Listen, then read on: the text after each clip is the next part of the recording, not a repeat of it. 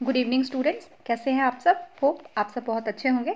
चलिए हम अपने करंट अफेयर्स की क्लास को कंटिन्यू करते हैं।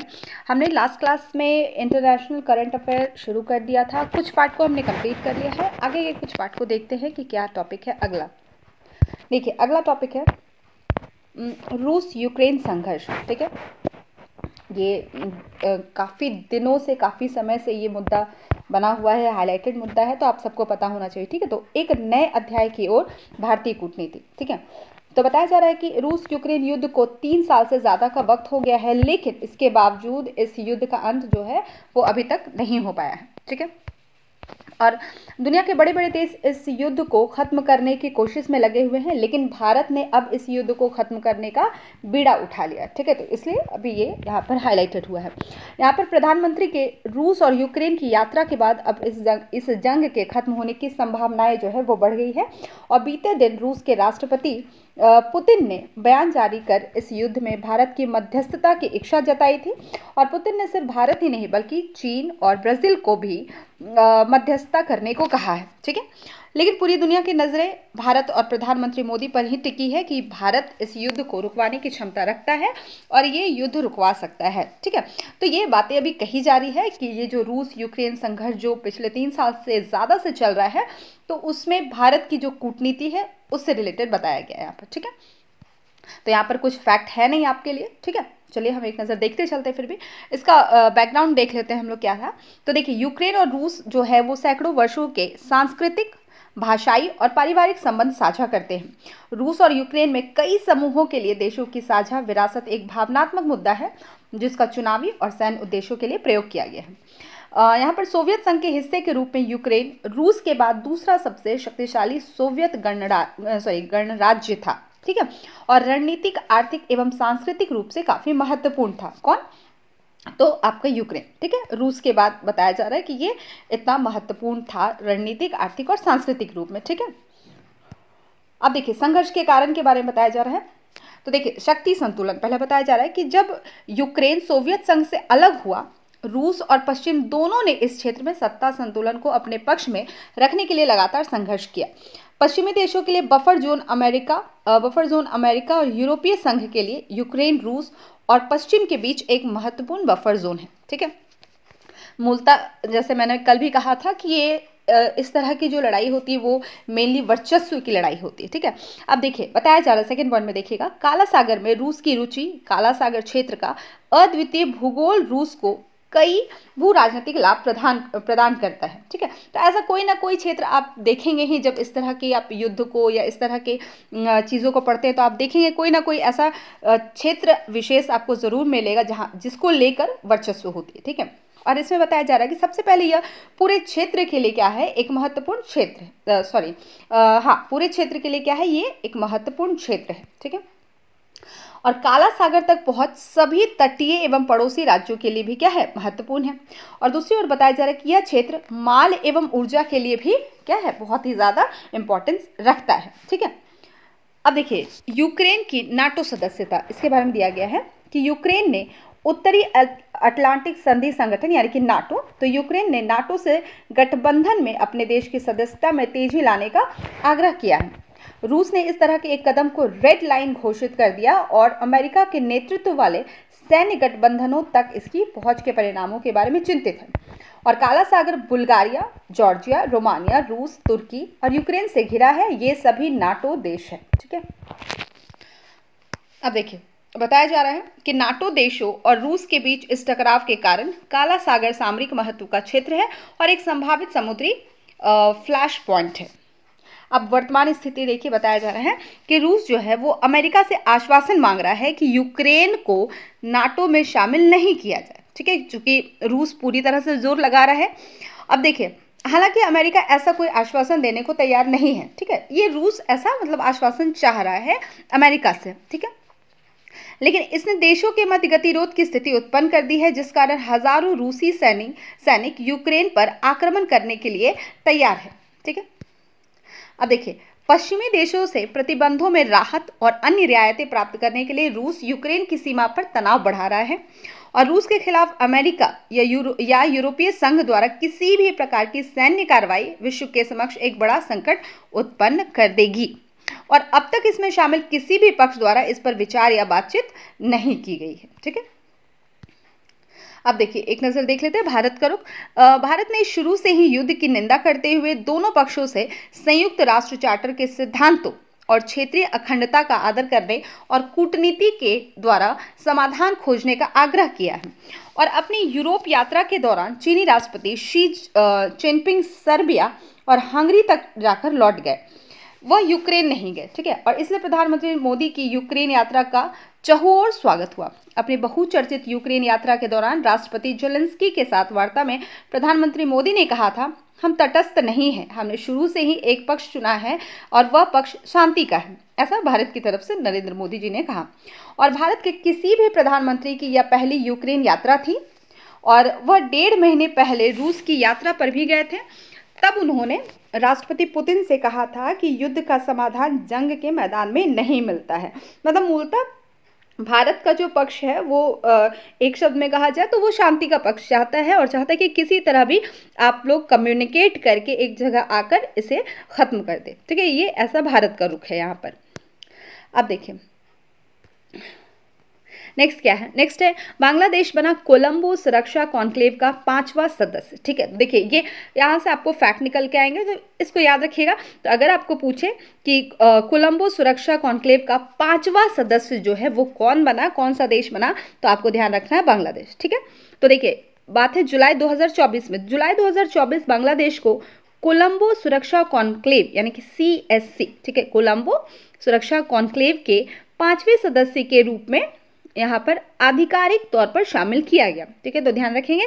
और यह घोषणा जो है मॉरिशस में वर्चुअली आयोजित हुई 8वीं उपराष्ट्रीय सुरक्षा सलाहकार स्तर की बैठक के दौरान की गई थी। ठीक है, तो ये भी ध्यान रखेंगे कि ये घोषणा कहाँ से की गई। ठीक है, और तो याद रखिए ये वर्चुअली की गई थी और जो आयोजित हुआ था 8वां उपराष्ट्रीय सुरक्षा सलाहकार स्तर की बैठक जो हुई थी वहाँ पर इसकी घोषणा की गई। ठीक है, मॉरिशस, ध्यान रखेंगे। ठीक है, अच्छा, और बताया जा रहा है कि 2024 की बैठक में भारत का प्रतिनिधित्व उपराष्ट्रीय सुरक्षा सलाहकार पंकज कुमार सिंह ने किया। तो देखिए भारत का है, ये आप थोड़ा ध्यान रखेंगे। ठीक है, कि इस बैठक में जो भारत का प्रतिनिधित्व है वो कौन कर रहे थे, तो यह ध्यान रखेंगे पंकज कुमार सिंह। ठीक है, जो उपराष्ट्रीय सुरक्षा सलाहकार है। ठीक है, अब देखिए हाँ, उसके बाद देखिए कोलंबो सुरक्षा कॉन्क्लेव के बारे में दिया गया है जिसका अभी 5वां सदस्य जो है वो बांग्लादेश बना है। ठीक है, इसमें बताया जा रहा है कि जो समुद्री सुरक्षा से संबंधित इस क्षेत्रीय समूह का सचिवालय जो है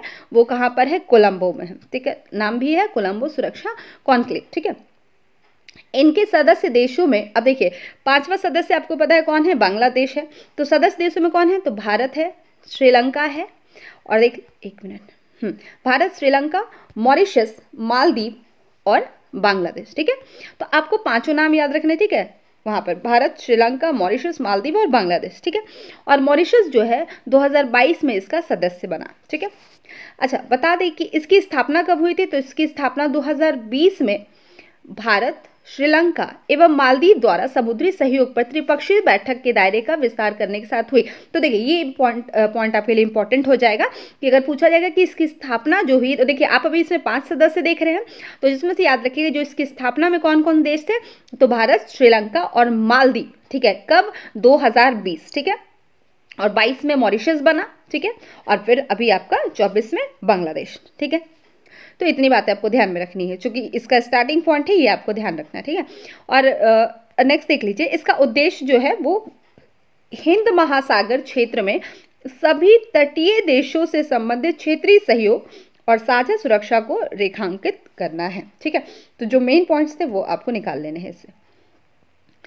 अब देखिए नेक्स्ट टॉपिक क्या है, ICC द्वारा रूसी रक्षा नेताओं की गिरफ्तारी के लिए वारंट। अब देखिए हाल ही में अंतर्राष्ट्रीय अपराध न्यायालय यानी कि ICC ने यूक्रेन युद्ध से जुड़े कथित अंतर्राष्ट्रीय अपराधों के लिए पूर्व रूसी रक्षा मंत्री सर्गेई शोइगु और सशस्त्र बलों के वर्तमान चीफ ऑफ स्टाफ वॉलरी गेरासिमोव के लिए गिरफ्तारी वारंट जारी किया गया है।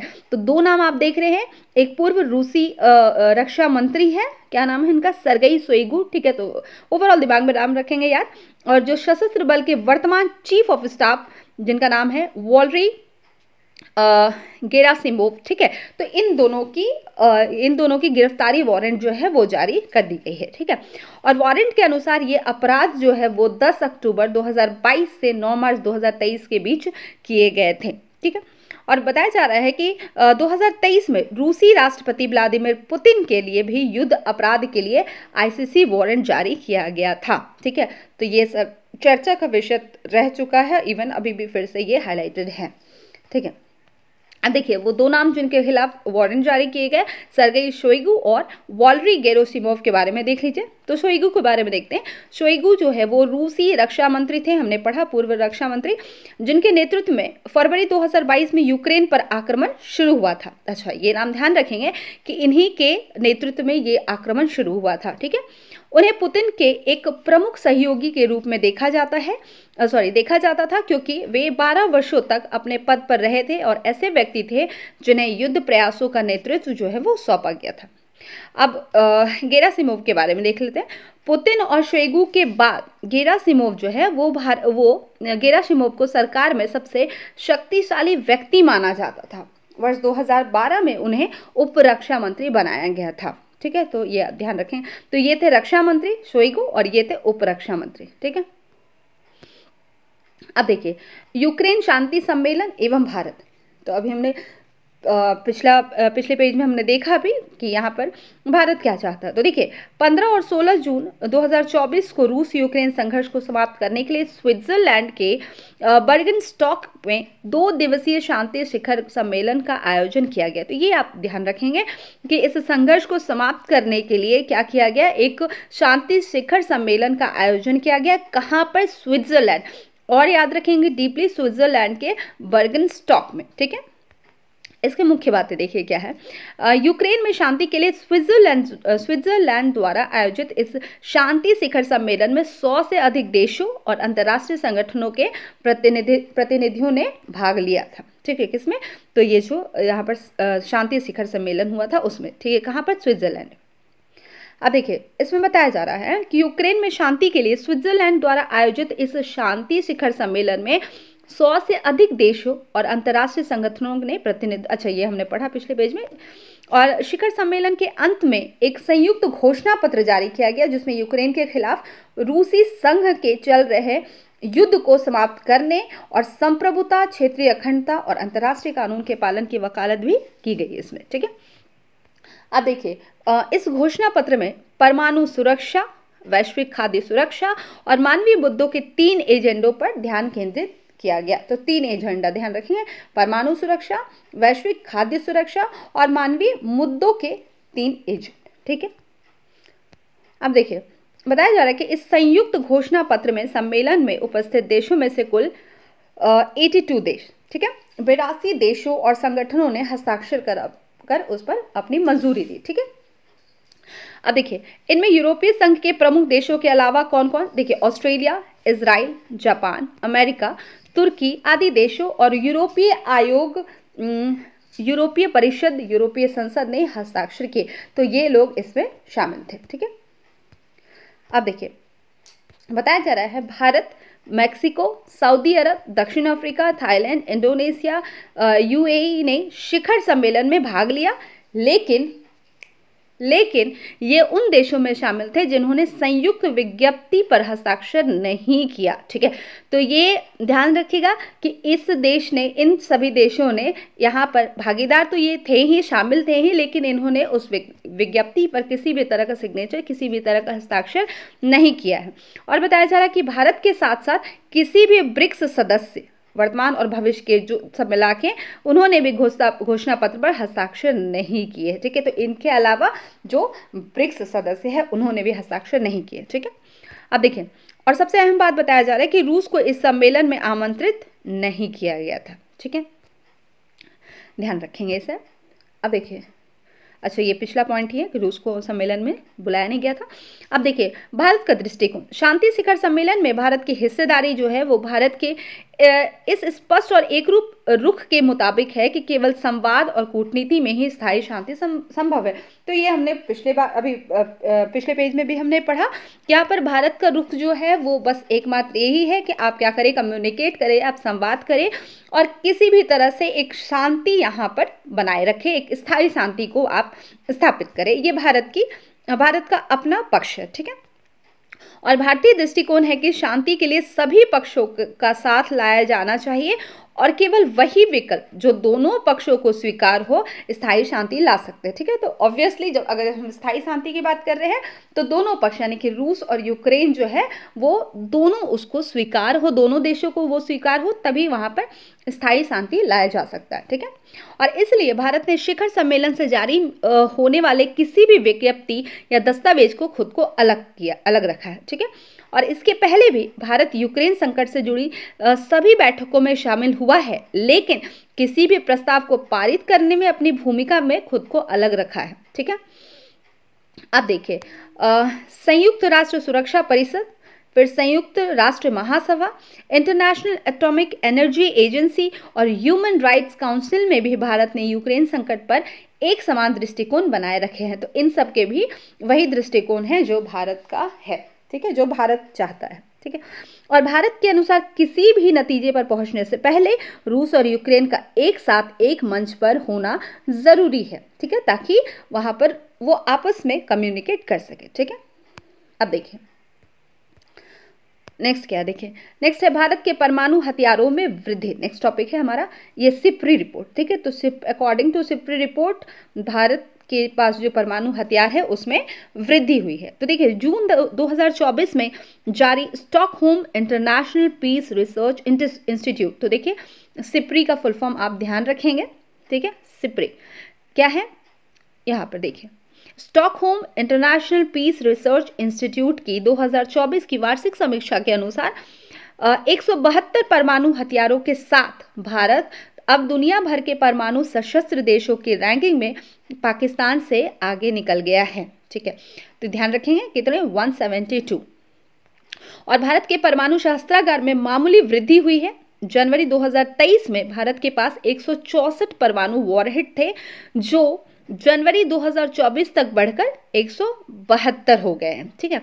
और इस वृद्धि के साथ भारत दुनिया के परमाणु सशस्त्र देशों में 6ठे स्थान पर आ गया है, ठीक है। परमाणु सशस्त्र देश में भारत जो है वो 6 रैंक पर, तो ये आपको ध्यान रखना है और ये नंबर भी आप याद रखेंगे, ठीक है।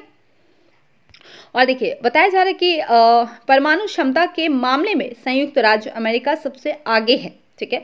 यूएसए जो है वो सबसे आगे है, उसके बाद कौन है, रूस, फिर ब्रिटेन, फिर फ्रांस, फिर चीन एंड देन भारत, उसके बाद पाकिस्तान, उत्तर कोरिया और इजराइल, ठीक है। तो आपको भारत का ये ध्यान रखना है, ठीक है। वो 6ठे स्थान पर है और यूएसए पहले स्थान पर, ठीक है। अब देखिए इसमें बताया जा रहा है कि पिछले 1 वर्षों में पाकिस्तान ने वॉरहेड की संख्या में कोई वृद्धि दर्ज नहीं की और यहाँ कुल 170 परमाणु वॉरहेड है, ठीक है। तो आपको ये ध्यान रखना, बस ये नंबर्स कुछ जो है वो आपको ध्यान रखना, ठीक है। चलिए नेक्स्ट देखें, नेक्स्ट है 50वां G7 शिखर सम्मेलन, ठीक है। अब देखिए इसमें बताया जा रहा है 13 से 15 जून 2024 के बीच इटली की अपूलिया शहर में स्थित फसानो नामक स्थान पर 50वें G7 शिखर सम्मेलन यानी कि 50th G7 समिट का आयोजन किया गया, जिसकी मेजबानी इटली द्वारा की गई। तो ये पूरा पॉइंट ही आपके लिए इंपॉर्टेंट हो जाता है। तो आप इसको कैसे याद रखेंगे, तो आपको ध्यान रखना है, पूछा जाएगा 50वां G7 शिखर सम्मेलन यानी 2024 जो हुआ वो कहाँ हुआ, तो आपको ध्यान रखना है इटली के अपूलिया शहर में स्थित फसानो नामक स्थान पर। तो आपको ये तीनों नाम ध्यान रखने, ठीक है। ये इटली के, क्योंकि आपको डीपली जाके भी पूछ सकते हो, तो इटली ध्यान रखना। अगर मान लीजिए इटली नहीं रहेगा तो ये मान लीजिए शहर का नाम पूछ देगा, तो अपूलिया शहर के कौन सा स्थान, फसानो। एक मिनट मैं थोड़ा सा इसको इरेज कर देती हूँ। हाँ अब देखिए फसानो नामक स्थान पर ये G7 शिखर सम्मेलन हुआ, ठीक है। और जिसकी मेज़बानी भी बहुत इंपॉर्टेंट होता है, ध्यान रखेंगे। तो इसकी मेज़बानी किसने की, तो इटली ने की, ठीक है। और इस सम्मेलन में भारत के प्रधानमंत्री नरेंद्र मोदी ने भी भाग लिया।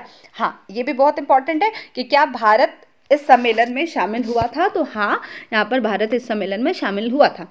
और इस दौरान उन्होंने आर्टिफिशियल इंटेलिजेंस यानी कि AI, फिर ऊर्जा, अफ्रीका और भूमध्य सागरीय क्षेत्र पर G7 आउटरीच सत्र को संबोधित किया। तो भारत ने यहाँ पर इस सबको संबोधित किया, ठीक है, किसमें, इस शिखर सम्मेलन में।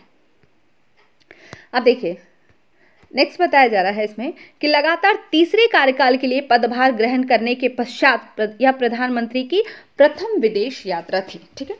चूंकि प्रधानमंत्री का ये तीसरा कार्यकाल चल रहा है तो उसमें प्रधानमंत्री की ये प्रथम विदेशी यात्रा थी G7 वाली, ठीक है। अब देखिए इस सम्मेलन में खाद्य सुरक्षा और पोषण के संरचनात्मक बाधाओं को दूर करने हेतु G7 अपूल्या खाद्य प्रणाली पहल यानी कि AFSI का शुभारंभ किया गया और इस शिखर सम्मेलन में वैश्विक अवसंरचना निवेश के लिए वर्ष 27 से 600 बिलियन अमेरिकी डॉलर एकत्रित करने का निर्णय लिया गया, ठीक है। और बता दें कि G7 समूह के सदस्य देश है कौन कौन सा है, तो देख लीजिए, Italy, Canada, France, Germany, Japan, UK, USA, ठीक है। और इसकी स्थापना जो है कब हुई थी, तो 1975 में तेल संकट के प्रतिक्रिया स्वरूप ये स्थापना की गई थी, ठीक है। तो चलिए अगला देखते हैं। अगला है भारत ने पहली बार 2024 से 26 के लिए कोलंबो प्रोसेस की अध्यक्षता संभाली, ठीक है। तो ये आपको ध्यान रखना है कि भारत, याद रखिएगा मैं हमेशा बोलती जब भी कोई ऐसा करंट आप देख रहे हैं जहाँ पर पहली बार शब्द यूज़ किया गया यानी कि पहली बार कुछ घटना हुआ है या कुछ भी ऐसी चीज़ें हुई तो वो आपको ध्यान रखना। तो भारत ने कोलंबी प्रोसेस की अध्यक्षता संभाली पहली बार, कब, 24 से 26 वाले में, ठीक है। तो इस कार्यकाल में देखिए भारत ने कार्यकाल 2024-26 के लिए कोलंबो प्रोसेस की अध्यक्षता संभाली। यह पहली बार है कि भारत ने 2003 में अपनी स्थापना के बाद से कोलंबो प्रोसेस की अध्यक्षता ग्रहण की है। तो ये आपको ध्यान रखना है, ठीक है, क्योंकि ये पहली बार हो रहा है। कोलंबो प्रोसेस के बारे में देख लीजिए क्या है। कोलंबो प्रोसेस दक्षिण और दक्षिण पूर्व, ठीक है, यानी कि साउथ और साउथ ईस्ट एशिया के प्रवासी मूल के देशों की एक क्षेत्रीय परामर्श प्रोसेस है, ठीक है। तो ध्यान रखें किसके, तो दक्षिण और दक्षिण पूर्व एशिया के प्रवासी श्रमिक मूल के देशों के लिए, ठीक है। और यह एक नॉन बॉन्डिंग प्रोसेस है जो प्रवासन के प्रबंधन में सुधार और प्रवासी श्रमिकों के अधिकारों की रक्षा पर चर्चा की सुविधा प्रदान करती है, ठीक है। तो ये ध्यान रखें। अच्छा देखिए इसमें कुछ पॉइंट और दिए गए कि यह प्रवासी रोजगार पर सर्वोत्तम प्रथाओं के आदान प्रदान के लिए एक मंच के रूप में भी कार्य करता है। और साथ ही कोलंबो प्रोसेस में एशिया के 12 सदस्य राज्य और 8 पर्यवेक्षक राज्य है, ठीक है। तो आपको ये नंबर थोड़ा सा ध्यान रखना है, ठीक है। 12 सदस्य देश कौन कौन से हैं, तो अफगानिस्तान, बांग्लादेश, चीन, Bharat, Indonesia, Nepal, Pakistan, Philippines, Sri Lanka, Thailand, Vietnam और कंबोडिया, ठीक है। ये 12 सदस्य देश, तो आपको इतना नहीं रखना, ठीक है। और पर्यवेक्षक देश कितने हैं, 8, कौन कौन, Bahrain, Italy, Kuwait, Malaysia, Qatar, Korea गणराज्य, सऊदी अरब, संयुक्त अरब अमीरात, ठीक है, यानी कि UAE, ठीक है। चलिए नेक्स्ट टॉपिक देखें। नेक्स्ट है नॉर्वे, आयरलैंड और स्पेन द्वारा फिलिस्तीन को राज्य की मान्यता, ठीक है। देखिए फिलिस्तीन वाला टॉपिक हमने कल भी देखा था। देखिए 28 मई 2024 को स्पेन, आयरलैंड और नॉर्वे ने फिलिस्तीन को औपचारिक रूप से एक राज्य घोषित किया है, ठीक है। तो ये 28 मई 2024 की बात है। किसने, स्पेन, आयरलैंड और नॉर्वे ने, ठीक है, फिलिस्तीन को क्या किया, औपचारिक रूप से एक राज्य घोषित किया। और बहुत से लोग इस कदम को एक संकेत के रूप में देखते हैं कि फिलिस्तीनी अंतर्राष्ट्रीय स्तर पर अपने लिए खड़े हो रहे हैं और यह उसी के जवाब में है। और गाजा में मानवीय स्थिति इजराइल की सैन्य कार्रवाइयों से और भी बदतर हो गई है, ठीक है। अब देखिए यहाँ पर स्वतंत्रता के लिए फिलिस्तीनियों के प्रयास को इस तथ्य से बल मिलता है कि स्पेन, आयरलैंड और संभवतः अन्य यूरोपीय संघ के देश जल्द ही अपनी स्थिति को पहचान लेंगे। हालांकि जल्द ही जमीनी स्तर पर बहुत अधिक वास्तविक परिवर्तन नहीं होंगे। यह इजराइल पर शांति वार्ता फिर से शुरू करने के लिए अधिक दबाव डालते हैं और जो विशेष रूप से महत्वपूर्ण है क्योंकि इजराइल फिलिस्तीनी राज्य को शेष विश्व द्वारा मान्यता दिए जाने के विचार के खिलाफ लड़ रहा है, ठीक है। अब देखिए नेक्स्ट है बिम्स्टेक बैठक, ठीक है। मई 2024 में बिम्स्टेक की भविष्य की दिशा पर प्रतिष्ठित व्यक्तियों के समूह की तीसरी बैठक आयोजित हुई। तो आप थोड़ा सा ये भी ध्यान रखें कब, ये इसकी तीसरी बैठक आयोजित हुई है कब? मई 2024 की बात हो रही है। ठीक है, अब देखिए इसका आयोजन है जो हुआ है कहाँ पर हुआ? ढाका बांग्लादेश में। तो ये भी आपको ध्यान रखना है, बिम्स्टेक बैठक जो हुआ इसका आयोजन कहाँ पर हुआ है? तो ढाका बांग्लादेश। इसकी अध्यक्षता थाईलैंड के डॉक्टर सूनथॉन्ड चैन दीपम ने की। ठीक है, तो आपको ये चैन दीपम इनका भी नाम याद रखना है। ठीक है, थाईलैंड के हैं। ठीक है, और वर्तमान में थाईलैंड बिम्स्टेक की अध्यक्षता कर रहा है। तो आपको ये भी पूछ सकता है कि बिम्स्टेक की अध्यक्षता वर्तमान में कौन कर रहा है? तो थाईलैंड, या फिर और अगर डीपली पूछ दे कि थाईलैंड से कौन, तो आपको इनका चैन दीपम का नाम ध्यान रखना है। ठीक है, अब देखिए बिम्स्टेक के बारे में देख लीजिए। यह बंगाल की खाड़ी के तटवर्ती और समीपवर्ती देशों का क्या है? एक क्षेत्रीय संगठन है। ठीक है, इसके बारे में और देख लीजिए, ये हमने देख लिया अभी। इसका पूरा नाम क्या है? Bay of Bengal. देखिए, bay of Bengal initiative for multi sectoral technical and economic cooperation. ठीक है, देखिए bay of Bengal initiative for multi sectoral technical and economic cooperation. ठीक है, तो ध्यान रखेंगे। और यह वर्ष, देखिए फुल फॉर्म का बहुत बार पूछता है बीपीएससी। ठीक है, तो ये आपको ध्यान रखना है। और यह वर्ष 1997 में बैंकॉक घोषणा के माध्यम से अस्तित्व में आया। तो याद रखेंगे 1997। और इसके 7 सदस्य है, तो आप ध्यान रखेंगे 7 सदस्य को। ठीक है, Bangladesh, Bhutan, Bharat, Nepal, Sri Lanka, Myanmar and Thailand. ठीक है, अब देखिए इसका मुख्यालय जो है वो ढाका बांग्लादेश में। ठीक है, चलिए इतनी बातें आपको ध्यान रखनी।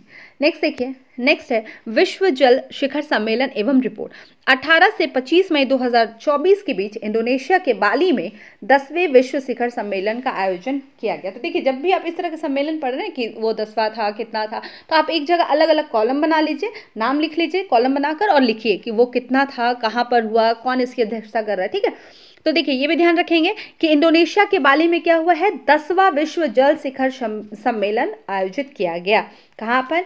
इंडोनेशिया में। ठीक है, इंडोनेशिया के बाली में। ठीक है, और विश्व जल शिखर सम्मेलन का आयोजन 1997 से त्रैवार्षिक रूप से अलग अलग देशों में आयोजित होता है। ठीक है, और विश्व जल शिखर सम्मेलन 2024 का विषय, देखिए विषय हमेशा ध्यान रखेंगे, जब भी थीम आया आपको याद रखना है। विषय क्या है? साझा समृद्धि के लिए जल। ठीक है, साझा समृद्धि के लिए जल। ठीक है, रिपोर्ट्स के मुख्य पॉइंट्स को देख लेते हैं हम लोग। पेयजल अनुपलब्धता 2022 में एक मिनट, देखिए 2022 में 2.2 बिलियन लोगों के पास सुरक्षित रूप से प्रबंधित पेयजल सेवाओं तक पहुंच नहीं थी। ठीक है, और वहीं 3.5 बिलियन लोगों के पास सुरक्षित रूप से प्रबंधित स्वच्छता तक पहुंच नहीं थी। ठीक है, ये यहाँ पर बताया जा रहा है। ग्रामीण शहरी असमानता देखिए क्या थी?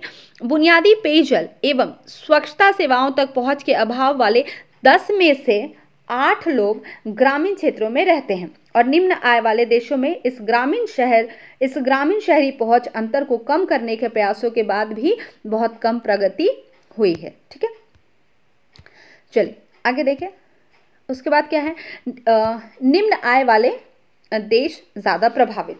अब देखिए इसमें बताया जा रहा है कि वर्ष 2000 के बाद से अतिरिक्त 197 मिलियन लोगों के पास सुरक्षित पेयजल तक की पहुंच नहीं है। ठीक है, और जलवायु परिवर्तन का प्रभाव 2000 से लेकर वर्ष 2021 के बीच विकासशील देशों ने उन्नत अर्थव्यवस्थाओं की तुलना में अधिक गंभीर सूखे और दीर्घकालिक बाढ़ का सामना किया था, और विश्व स्तर पर 800 मिलियन से अधिक लोग सूखे के उच्च जोखिम में हैं, जबकि उनसे दोगुने लोग जो है वो बाढ़ प्रवण क्षेत्रों में रहते हैं। ठीक है, तो खैर इतने आंकड़ों में आपको फंसने की जरूरत नहीं है। ठीक है, चलिए अच्छा, इसके अलावा भी इस रिपोर्ट में लिंग, स्थान, जातीयता, नस्ल, राजनीतिक मान्यताओं और अन्य सामाजिक पहचान के आधार पर हाशिए पर रहने वाले समूहों के बीच जल सेवाओं तक असमान पहुंच के लिए साक्ष्य ही पहचान की है। ठीक है, साक्ष्य की पहचान की है। ठीक है, अब देखिए नेक्स्ट है हांगकांग द्वारा भारतीय मसालों पर प्रतिबंध। अब देखिए वर्ष 2024 में हांगकांग ने एथिलीन ऑक्साइड की मौजूदगी के कारण भारत के मसाला ब्रांड एवरेस्ट और 20 भारतीय मसालों MDH के 4 मसाला उत्पादों पर प्रतिबंध लगा दिया है। देखा होगा आपने, काफ़ी ये चर्चा में रहा था। ठीक है, तो देखिए क्या हुआ कि भारत में जो ब्रांड है आपका एवरेस्ट और MDH, इसके 4 मसाला उत्पादों पर प्रतिबंध लगा दिया गया। क्यों? क्योंकि उसमें क्या पाया जा रहा है, एथिलीन ऑक्साइड। ठीक है, और बताया जा रहा है कि इससे पूर्व भारत के कुछ मसाला उत्पादों पर इसी प्रकार के प्रतिबंध सिंगापुर फूड एजेंसी द्वारा भी हाल ही में लगाए गए थे। तो ये एक गंभीर विषय था। ठीक है, और बताया जा रहा है कि एथिलीन ऑक्साइड जो है वो एक मानव निर्मित रसायन है जिसका उपयोग मुख्य रूप से एथिलीन ग्लाइकोल बनाने के लिए किया जाता है। ठीक है, अब देखिए एथिलीन ऑक्साइड का काफ़ी अल्प मात्रा में उपयोग कीटनाशक और स्टरलाइजिंग एजेंट के रूप में भी किया जाता है। यहाँ पर एथिलीन ऑक्साइड के बारे में बताया जा रहा है। अब देखिए यह मुख्य रूप से मानव केंद्रीय तंत्रिका तंत्र, अवसाद तथा आंखों एवं श्लेष्म झिल्ली को प्रभावित करता है। तो इसलिए यहाँ पर रोक लगा दिया गया था। ठीक है, चलिए नेक्स्ट देखते हैं। नेक्स्ट है रोमानिया और बुल्गारिया आंशिक रूप से शेंगेन क्षेत्र में शामिल। यहाँ पर रोमानिया और बुल्गारिया आंशिक रूप से शेंगेन क्षेत्र में शामिल हो गए, जो यूरोप का ID चेक मुक्त यात्रा क्षेत्र है। ठीक है, यह दोनों देशों के यूरोपीय संघ के साथ एकीकरण के एक महत्वपूर्ण कदम है। और बताया जा रहा है कि ऑस्ट्रिया के विरोध के कारण भूमि सीमा पर जांच जारी रहेगी, जिसने अवैध प्रवेश की चिंताओं के कारण लंबे समय से उनकी कोशिश को अवरुद्ध कर रखा है। ठीक है, अब देखिए शेंगेन क्या है उसके बारे में। शेंगेन जो है एक यूरोपीय वीजा मुक्त क्षेत्र। देखिए अभी आपने यहाँ देखा ID चेक देखा, यहाँ पर लाइन लास्ट लाइन पढ़िएगा आप, एक मिनट, ये वाला देखिए। ठीक है, जो यूरोप का ID चेक मुक्त यात्रा क्षेत्र है। तो देखिए इसके बारे में बताया जा रहा है, शेंगेन जो है वो वीज़ा मुक्त क्षेत्र है जिसमें 29 देश जो है वो शामिल है। तो आपको ध्यान रखना है कि शेंगेन में कितने देश शामिल है, तो 29 देश, जिन्होंने आंतरिक सीमाओं को समाप्त कर दिया है और इसके बजाय बाहरी सीमाओं को मजबूत करने पर ध्यान केंद्रित किया है। ठीक है, और शेंगेन क्षेत्र के नागरिकों को इस क्षेत्र में एक देश से दूसरे देश जाने की अनुमति है, जैसे कि पूरा क्षेत्र एक ही देश हो। ठीक है, तो ये आपको ध्यान रखना है कि 29 देश इसमें शामिल है। और क्या है, ये एक यूरोपीय वीजा मुक्त क्षेत्र है शेंगेन। ठीक है, नेक्स्ट देखिए कृत्रिम बुद्धिमत्ता पर पहला वैश्विक प्रस्ताव। ठीक है, आर्टिफिशियल इंटेलिजेंस जिसको कहते हैं। तो देखिए 24 मार्च 2024 को संयुक्त राष्ट्र महासभा ने सर्वसम्मति से AI पर पहला वैश्विक प्रस्ताव पारित किया। तो याद रखिएगा AI पर पहला प्रस्ताव संयुक्त राष्ट्र महासभा ने इस पर पारित किया। ठीक है, अब देखिए संयुक्त राष्ट्र अमेरिका द्वारा प्रायोजित और रूस, चीन और क्यूबा सहित 123 देशों द्वारा सह प्रायोजित इस प्रस्ताव का उद्देश्य यह सुनिश्चित करना है कि शक्तिशाली नई तकनीक सभी देशों को लाभान्वित करे, मानवाधिकारों का सम्मान करे और सुरक्षा और भरोसेमंद हो। तो देखिए आपको ये ध्यान रखना है कि ये प्रायोजित किसके द्वारा हुआ, तो USA द्वारा। ठीक है, साथ में सह प्रायोजित रूस, चीन, क्यूबा सहित 123 देश इसको सह प्रायोजित कर रहे थे। ठीक है, अब देखिए AI तकनीक के तेजी से विकास ने इसके संभावित जोखिमों और लाभों के बारे में चिंताएं बढ़ा दी है, जिसमें से मानवाधिकारों, व्यक्तिगत डेटा संरक्षण और लोकतांत्रिक प्रक्रियाओं पर इसका प्रभाव शामिल है। ठीक है, यह प्रस्ताव AI के विकास को आकार देने और इसके संभावित नुकसान को कम करने के लिए दुनिया भर की सरकारों द्वारा की गई पहलों की श्रृंखला में नवीनतम है। ठीक है, इसका उद्देश्य क्या है इस प्रस्ताव का, तो इसमें कई प्रमुख उद्देश्यों को संबोधित करने का प्रयास किया गया, जिसमें क्या है देखिए विकसित और विकासशील देशों के लिए डिजिटल विभाजन को समाप्त करना। दूसरा, यह सुनिश्चित करना कि विकासशील देशों के पास AI से लाभ उठाने के लिए प्रौद्योगिकी और क्षमताएं हो। साथ में मानव अधिकारों की रक्षा और व्यक्तिगत डेटा की सुरक्षा। ठीक है, उसके अलावा जोखिमों और संभावित नुकसानों के लिए AI की निगरानी और गोपनीयता नीतियों को मजबूत बनाना और साथ ही वैश्विक सहयोग। ठीक, चलिए नेक्स्ट देखिए। नेक्स्ट है संयुक्त राष्ट्र आतंकवादी निरोधी ट्रस्ट फंड।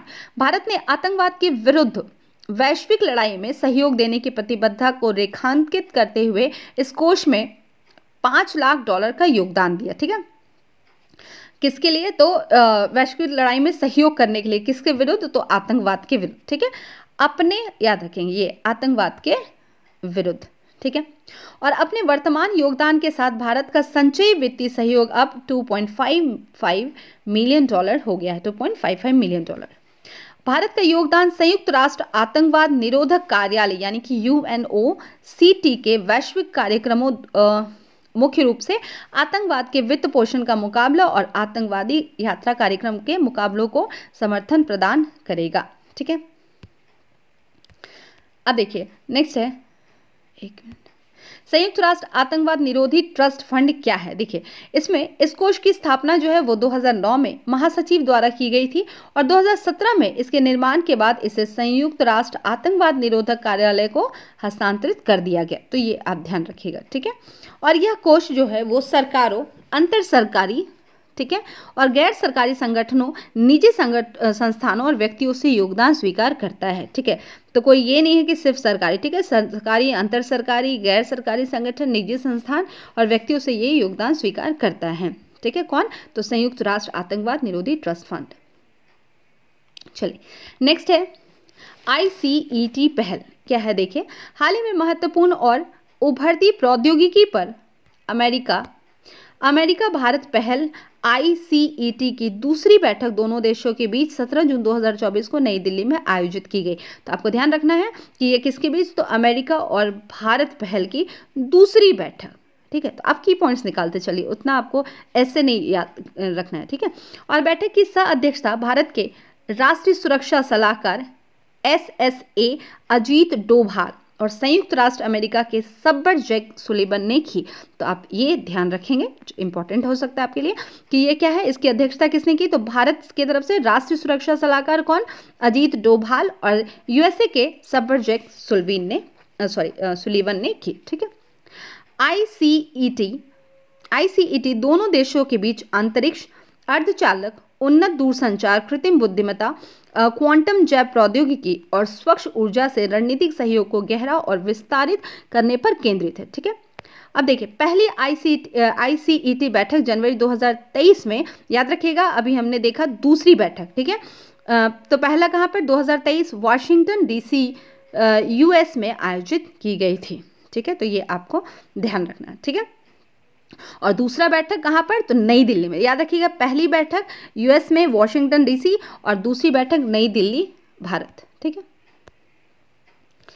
देखिए पहली ICT बैठक, अच्छा हमने देखा वाशिंगटन DC US में आयोजित की गई। ठीक है, नेक्स्ट देखिए ब्रिटेन में भारतवंशी सांसदों ने गीता व बाइबल लेकर ली शपथ। ठीक है, तो ब्रिटेन की बात हो रही है। ब्रिटेन में हाल ही में हुए आम चुनाव में लेबर पार्टी सत्ता में आई है। ठीक है, तो ध्यान रखेंगे क्योंकि वहां पे ब्रिटेन में कौन आया, लेबर पार्टी, और इसके नेता कियर स्टारमर नए प्रधानमंत्री बने हैं।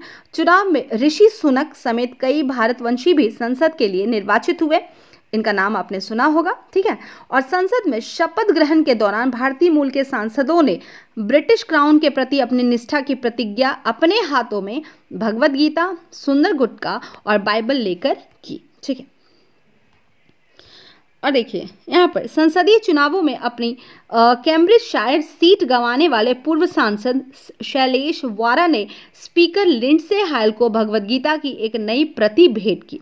इसे हाथ में लेकर संसद की सदस्यता ग्रहण करने वालों में ऋषि सुनक ब्रिटिश भारतीय सांसदों में से एक थे। ठीक है, ये और लिसेस्टर से चुनी गई कंजर्वेटिव पार्टी की शिवानी राजा और वेल्स का प्रतिनिधित्व करने वाले लेबर पार्टी के कनिष्क नारायण ने भी शपथ के लिए गीता को चुना। ठीक है, और कंजर्वेटिव पार्टी के दिग्गज बॉब ब्लैकमैन ने गीता और किंग जेम्स बाइबल दोनों को रखा। ठीक है, और सिख समुदाय से आने वाली प्रीत कौर गिल ने शपथ के दौरान सुंदर गुटका को हाथ में रखा। तो यहाँ पर अलग अलग प्रतिनिधियों ने, किसी ने गीता को, किसी ने सुंदर गुटका को, किसी ने बाइबल को रखकर यहाँ पर शपथ ग्रहण किया। ठीक है, तो चलिए ये आज के लिए इतना ही, फिर नेक्स्ट क्लास में मिलेंगे कुछ नए टॉपिक के साथ। तब तक के लिए thank you, have a nice day.